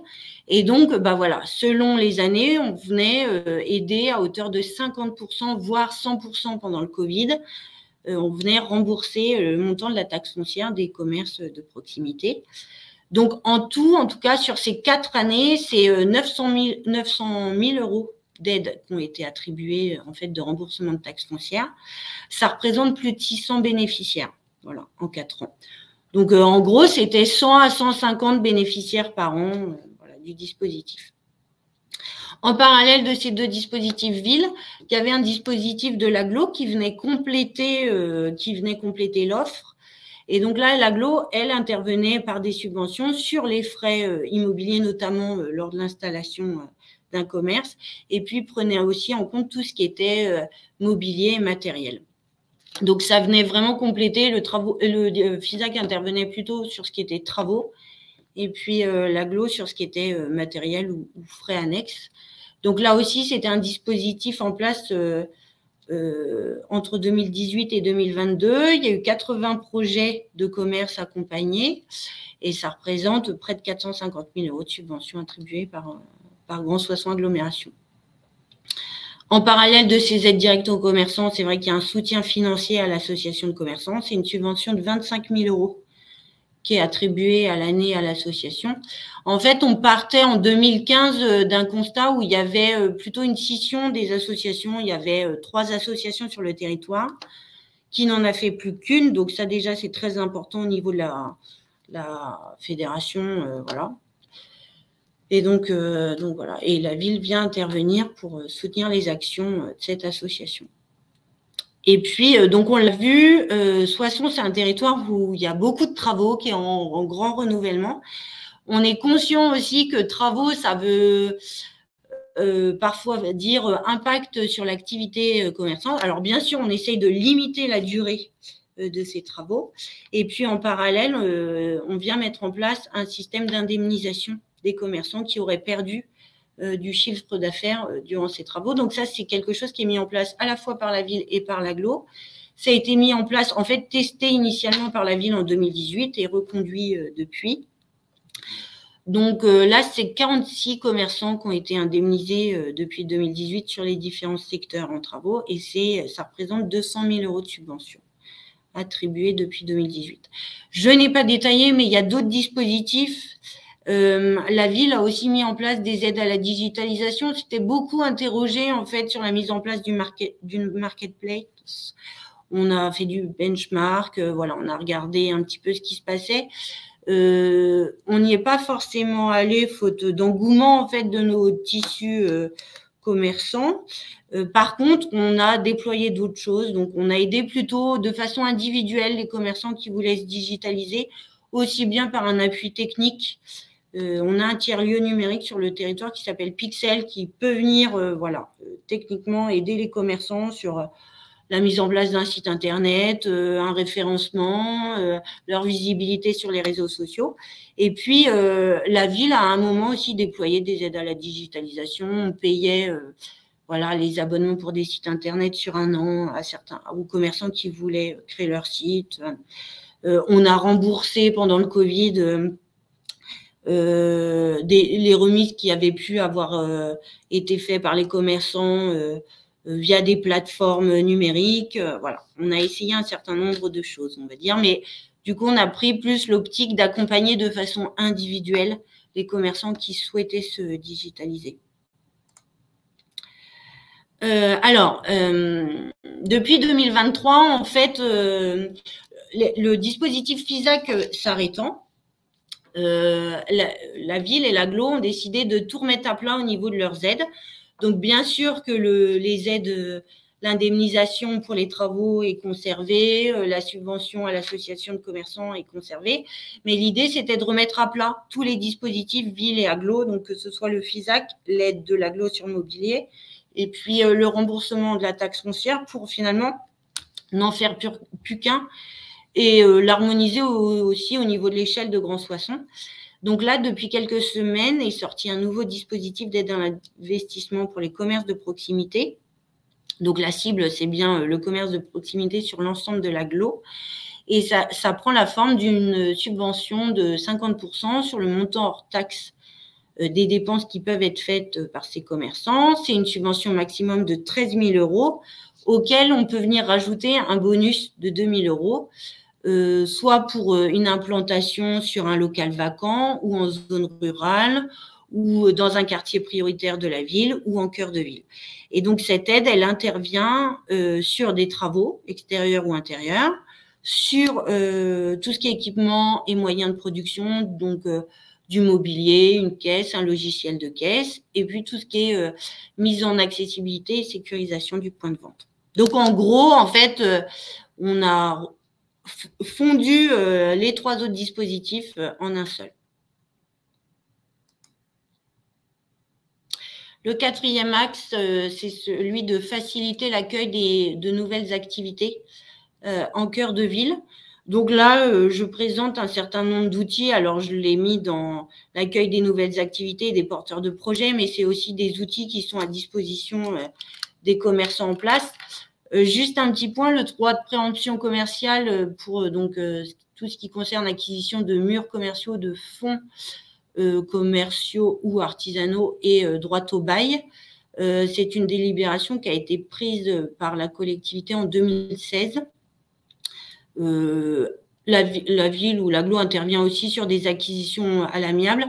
Ça représente depuis quelques années une dizaine d'acquisitions, en tout cas sur des locaux commerciaux.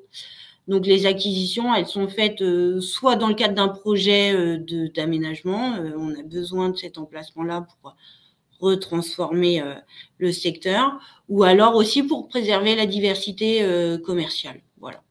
Parfois, on a des locaux qui allaient être achetés pour être divisés en 3 locaux de 30 mètres carrés. Voilà. Là, il y a eu préemption pour préserver un local commercial et le remettre sur le marché. Donc, généralement, suite à ce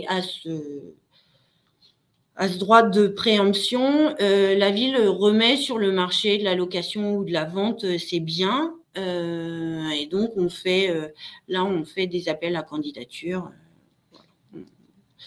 générale. La ville, elle a aussi délibéré pour la mise en place d'une taxe sur les friches commerciales. Donc là, la délibération, nous, c'est en place depuis 2016. Donc, ça veut dire que tous les ans, on fournit aux services fiscaux une liste de locaux vides depuis plus de 2 ans. Et cette taxe, elle a, je pense, un vrai effet incitatif sur les propriétaires de locaux vacants. C'est-à-dire que si un local est vacant depuis plus de 2 ans, c'est vrai que voilà, ils sont majorés et donc ils payent une taxe de 20% la première année, 30% la deuxième année et 40% la troisième année et après. Donc, ça n'a pas d'effet sur tout le monde, mais de façon générale, je pense que ça a quand même un effet sur les propriétaires. Et on le voit à l'office, ils viennent nous voir pour savoir si voilà, leur bien est bien dans les prix du marché au niveau de la location, de la vente. Donc, je pense qu'il y a un vrai effet. Et on le voit de toute façon au niveau de la liste qu'on fournit au service des impôts, elle est de moins en moins importante, et tant mieux au fil des années. On a un outil aussi, j'en ai un petit peu parlé précédemment, qui est l'Observatoire des locaux commerciaux. À l'Office du commerce, on recense l'ensemble des 750 locaux commerciaux de la ville. Ça nous permet d'avoir une connaissance, en fait, à l'instant T des locaux qui peuvent être disponibles, donc à destination des porteurs de projets ou des commerçants qui auraient des projets de transfert. Et puis, ça nous permet aussi de récolter auprès des propriétaires ou des agences qui veulent bien jouer le jeu, des informations sur les conditions de vente ou de location, et puis les contacts à donner aux commerçants qui pourraient être intéressés. Donc ça, c'est une vraie richesse. Et cette base-là, le travail actuel est de l'élargir aussi à tout le territoire de Grand Soissons. Parce que voilà, le travail avait été fait sur la ville de Soissons. Mais l'objectif, c'est vraiment de l'élargir à tout le territoire. Et puis, on a un outil qui est déployé depuis 2019, qui est la charte des façades et des devantures commerciales, et une charte des terrasses également.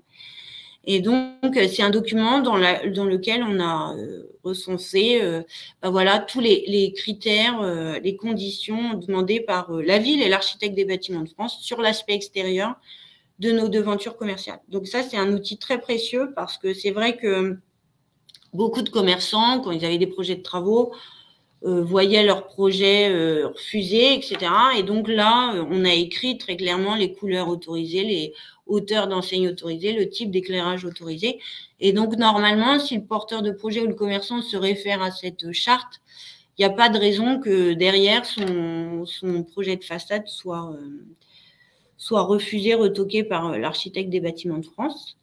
Donc, on organise aussi, moi, quand j'ai un porteur ou un commerçant qui vient me voir, on peut prendre des rendez-vous directs avec l'architecte des bâtiments de France pour voilà, une pré-présentation du projet. Ça permet aussi parfois de gagner du temps. Et puis, on a une charte des terrasses, donc à destination des restaurateurs. Et donc là, voilà, on suit aussi l'application de cette charte et on a mis en place des commissions régulières qui étudient l'occupation du domaine public et des accords qui peuvent être donnés ou non aux demandes des commerçants. Donc voilà, j'ai illustré aussi avec quelques exemples là de façades commerciales qui ont été faites l'année dernière ou de façon assez récente et qui illustrent en fait les recommandations de la charte de la ville de Soissons. Donc, bien sûr, un des rôles majeurs de l'Office, c'est d'accompagner un accompagnement général des porteurs de projets. Donc, on l'a dit, sur leur recherche de locaux, sur leur mise en relation avec des partenaires locaux, consulaires, BGE, sur des informations sur ce qui se passe sur la ville, sur les projets d'aménagement, et puis de façon générale sur la réglementation commerciale, locale et nationale. On les accompagne aussi donc sur toutes leurs démarches administratives, je l'ai dit, les rendez-vous qui peuvent être pris avec l'architecte des bâtiments de France. On remplit avec eux tout ce qui est autorisation d'ouverture, demande de travaux, pose d'enseigne, autorisation, accessibilité, sécurité, tout ce qui est accord de licence débit de boissons, l'occupation du domaine public. On monte les dossiers de subvention. On monte et on gère, on va dire. On lance les appels à candidature donc pour les locaux de la ville. Et puis, on met à disposition aussi, on leur met à disposition un certain nombre d'outils. Donc, pour eux comme pour les commerçants en place, on a par exemple un outil de mesure de flux piétons à l'adresse. Donc, ça, c'est vrai qu'un commerçant qui hésite à se transférer ou un porteur de projet qui cherche une implantation, c'est vrai que on peut lui dire, bah voilà, le flux piéton à telle adresse et il peut le comparer par rapport à une autre adresse. Et puis, je l'ai dit aussi, on a un tiers-lieu numérique, Pixel, qui peut aussi venir en appui technique des commerçants pour tout ce qui est aide à la digitalisation. On a une boutique éphémère en centre-ville. Donc ça, c'est un dispositif en place depuis février 2018. Elle est située sur la rue commerçante principale de Soissons, qui est la rue Saint-Martin. Alors, le concept de boutique éphémère, il est très différent d'une ville à l'autre. En tout cas, nous, on est parti du principe qu'on voulait que ce soit un lieu qui tourne. Hein, c'est vraiment la définition d'éphémère. Donc, nos locataires ne peuvent la louer qu'à la semaine et maximum une semaine tous les 2 mois. Et ça permet de répondre à la demande parce qu'on a une forte demande sur ce local. Et puis voilà, ça permet de faire tourner cette boutique qui marche très bien parce qu'on a un taux de remplissage. Là, je vous ai mis les chiffres du premier semestre 2023. On est à 95% de remplissage. Donc, autant dire quasiment 100%. Et puis, sur l'année, en 2022, on était à 88%. Donc, voilà. Et là, le public accueilli, il est assez varié. C'est soit du commerçant vraiment éphémère qui navigue de lieu en lieu, ou alors un public de créateurs, artisans, artistes qui n'a pas forcément vocation à s'installer tout le temps. Ils ont besoin de temps de création, mais ils ont aussi besoin à un moment d'une vitrine et voilà, d'une mise en avant. Donc, voilà, la boutique éphémère, ça leur permet de mettre en avant leur travail et puis de se garder aussi des temps de création sur les autres périodes du mois ou de l'année. Et puis, on a quelques commerçants ou en tout cas porteurs de projets qui sont venus aussi tester un marché, un produit dans cette boutique éphémère. Et donc, suite à l'expérimentation boutique éphémère, on a quand même 5 commerces qui sont ouverts de façon définitive en centre-ville de Soissons. Donc, des commerces de tout ordre parce qu'on a eu un commerce de producteurs locaux, donc circuit court. On a eu des installations de commerce de prêt-à-porter, des installations d'artisans créateurs. Voilà. Donc, il y a 5 expérimentations qui ont abouti sur une implantation définitive. Et le dernier axe, qui était du plan commerce, qui était l'animation des rues commerçantes. Donc, on n'en a pas parlé, mais sur le centre-ville de Soissons, quand même, on a, sur la ville de Soissons, on a un marché hebdomadaire. On a 2 marchés hebdomadaires en cœur de ville. sur la place Fernand-Marquigny. On a un marché le mercredi matin et un marché le samedi matin. Et puis, depuis quelques années, il s'est aussi développé, la ville a aidé à ce qu'il se développe un marché de quartier. Donc, sur un des quartiers de la ville, qui est le quartier de Presles, il y a un marché maintenant le dimanche matin. Donc ça, c'est vraiment les marchés classiques.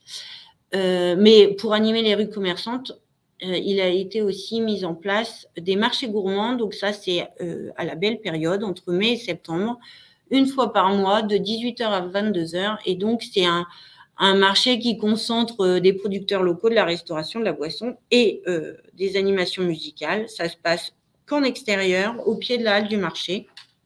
Donc voilà, c'est quelque chose qui est mis en place, je pense, depuis 2020 et qui marche vraiment très bien, qui est public familial et ça marche très bien. Et puis, depuis 2022, suite à la requalification des berges de laine, en 2022, il a été décidé d'animer ces berges de laine et donc d'y implanter une guinguette. Donc là encore, il y a eu un appel à candidature. Il y a eu une entreprise de Choisy avec lequel la ville a conventionné pour 3 ans. Et donc, depuis 2022, il y a une guinguette qui s'installe sur les berges de laine. Et puis, on étoffe l'offre en y implantant aussi des food trucks, etc. Mais donc ça, c'est uniquement sur la période estivale. Et dans les autres, alors entre autres, mais dans les autres animations qui sont proposées par la collectivité, on l'a dit, il y a piétonisation de certaines rues le week-end l'été. Il y a un soutien donc technique et financier à l'association de commerçants pour toutes les animations qu'ils pourraient mettre en place. Et notamment, je pense, ils organisent tous les ans une grosse braderie en cœur de ville au mois d'octobre. Les animations de Noël qui sont implantées en hypercentre sur la place Fernand-Marquigny et donc qui sont travaillées conjointement entre le service animation de la ville et puis l'association de commerçants. On organise des concours de vitrines qu'on raccroche aux différentes animations de la ville, donc notamment fête du haricot, Noël. On met en place parfois des décorations de rue éphémères. Il y a 60 lumières, Florent Thévenin en a parlé un peu, donc du vidéo mapping sur 5 monuments. Il y a un système aussi de chèque cadeau, ça c'est important, qui est mis en place, alors pas par la collectivité là, mais par l'association de commerçants. Et il y a un soutien aussi de la ville parce que, et notamment pour les chèques cadeaux qui sont dédiés aux seniors à Noël par la ville via le CCAS. En fait, il y a 30 000 € de chèques cadeaux qui sont achetés par la ville, offerts aux seniors et donc à dépenser dans les commerçants et artisans de proximité du territoire. Et puis, de façon générale, voilà, on essaye de créer une émulation pour que les commerçants participent aux actions diverses qui peuvent être déployées par la collectivité, donc fête du haricot. On a une carte jeune qui est dédiée aux 11-17 ans, donc on essaye de rapprocher les commerçants qui peuvent proposer des offres dédiées à ce public-là. Idem sur une version senior et puis la carte étudiante. Voilà. Voilà. Je pense que j'ai fait rapidement le tour de toutes les actions qui pouvaient être dédiées au commerce et aux artisans du territoire. Merci Clotilde. Une palette très très large d'actions mises en œuvre par le territoire, très très riche, pour accompagner, pour aider les entreprises, pour attirer du client, pour les aider à développer leur activité. Bravo. Bravo Madame Coupet, bravo Monsieur Thévenin, bravo Clotilde. Il y a 2 questions du public. La première, c'est Alice qui demande est-ce que vous les accompagnez également dans leur démarche auprès des établissements bancaires? Alors, en fait, on se partage quand même les choses parce que sur le territoire, il y a des organismes. On a la chance d'avoir les chambres consulaires qui ont des antennes sur Soissons même et la BGE. Et voilà, on se répartit les choses sur les suivis des porteurs.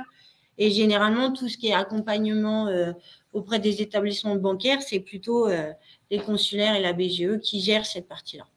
Si je peux compléter aussi, puisqu'il y avait dans la question le volet Initiativen, en fait, le service développement économique de l'agglomération et plateforme locale d'Initiativen. Donc, dans le suivi des porteurs de projets et si besoin, notamment avec les partenaires type consulaire ou BGE, on a le relais avec Initiative N et ça nous permet voilà, de pouvoir accompagner totalement, y compris sur la partie financement, les porteurs de projets commerçants. Il y a également une question de Pierre qui demande qu'en est-il de l'utilisation du parking aérien de Gouraud le week-end, une utilisation possible pour les salariés des commerces avec une navette de centre-ville. Est-ce que c'est possible? Est-ce que c'est prévu? De mémoire, je crois que ça a déjà été mis en place pour les consommateurs. Je crois avec la logique d'avoir la navette cœur de ville qui relie le parking Gouraud au cœur de ville. Mais pour les salariés des commerçants, bah, je ne sais pas s'ils sont amenés à l'utiliser.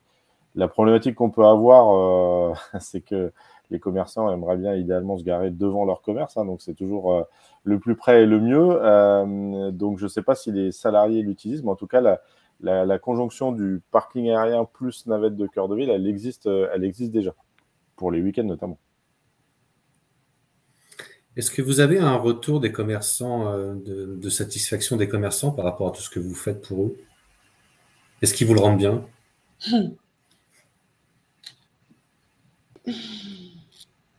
Bah, alors, pour ma part, à l'office, c'est vrai que moi, je suis en relation directe et au quotidien tous les jours. Donc, on a des échanges voilà, quotidiens. Donc, bah, forcément, on va beaucoup mettre en avant les râleurs. Mais c'est vrai qu'au quotidien, on a quand même, moi, je trouve, de très bonnes relations avec le public commerçant. Donc, je pense que tout ça contribue voilà, à l'apaisement général, on va dire, et voilà, à la concertation. Et je ne l'ai pas dit, mais c'est aussi un des rôles de l'office, c'est-à-dire que je pense que ça permet de désamorcer parfois certains problèmes qui auraient pu, voilà.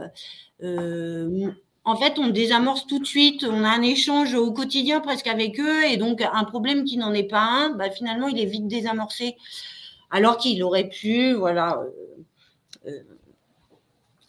on va dire, monter un peu plus. Et ça, je pense que c'est un vrai rôle de l'Office du commerce aussi. Voilà, d'apaiser les choses et d'expliquer parfois des actions qui peuvent être mal comprises. Donc, un retour, je ne sais pas si on a un vrai retour, mais voilà, en tout cas, on a de façon générale de bons contacts avec l'ensemble du tissu, on va dire. Donc, quelque part, vous êtes acteur du dialogue social et vous êtes catalyseur de la paix sociale. Oui, je crois. C'est important.